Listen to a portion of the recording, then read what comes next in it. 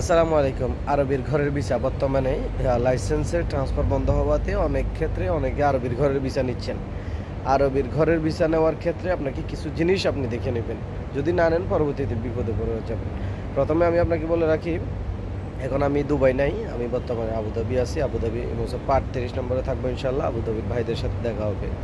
এই অ্যানাউন্সমেন্টটা দিয়ে রাখতেছি। অনেকে ওইখান থেকে আমাকে এখনও মেসেজ দিচ্ছে না, এই কারণে এটা বলতেছি। তো যেটা বলতেছিলাম, আরবির ঘরের ভিসা এখন অনেকে বেশিরভাগ আরবির ঘরের ভিসা করতে হচ্ছে, কারণ লাইসেন্সের ভিসাটা বন্ধ, সেই কারণে।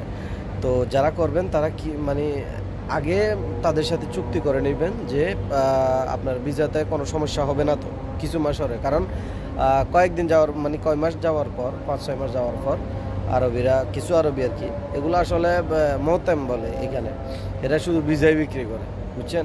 তো এভাবে 6 মাস বা 1 বছর যাওয়ার পর হয়তো আপনাকে বললে তো ভালো কথা, টাকা চাইলে তো ভালো কথা যে আপনি হয়তো জানতে পারছেন, কিন্তু অনেকে কি করে, অনেকের সাথে আপনাকে বলবেও না, কিছু করবে না, তারা আরেকজন লোক ঢুকানোর জন্য আপনাকে ক্যান্সেল করে দেবে, হঠাৎ করে ক্যান্সেল করে দেবে, আপনি জানবেনও না, তারপরে বুঝবেনও না যে আপনার ক্যান্সেল হয়েছে। এই কারণে যারা আরবির ঘরে ভিসা লাগাইছেন, আরেকজন মানুষের কাছ থেকে নিয়ে তারা মাঝে মাঝে ভিসাটা চেক করবে, না হলে যে কোনো টাইমে হয়তো আপনার বিপদ হয়ে যেতে পারে। হয়তো চেক দিতেছে, হঠাৎ আপনি তো জানেন আপনি ক্যান্সেল না, আপনি আইডি দিছেন, পরবর্তীতে দেখা গেছে কি আপনার ওইখানে ক্যান্সেল, আপনাকে ধরে পাঠা দিবে।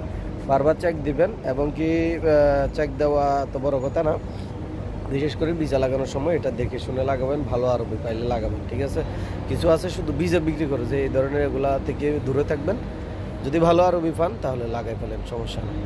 তো আজকের ভিডিওতে এটাই অ্যানাউন্সমেন্ট, কারণ হচ্ছে যে ইদানিংয়ে অনেকগুলো আসতেছে যে এই কাজটা হচ্ছে, অনেকের সাথে এই কাজটা হচ্ছে, এই কারণে আপনাদেরকে সতর্ক করতেছি। ধন্যবাদ সবাইকে।